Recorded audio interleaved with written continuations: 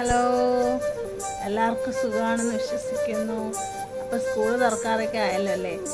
അപ്പം ഞാനിന്ന് ടോവിൻ മോന് മുടി വെട്ടിയായിരുന്നു.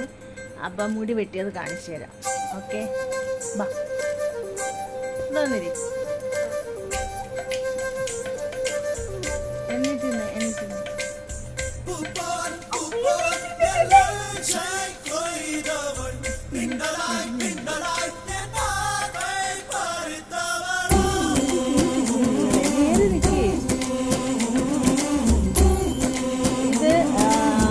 ഒരു വശം മറുവശം കൂടെ കാണിച്ചു തരാം.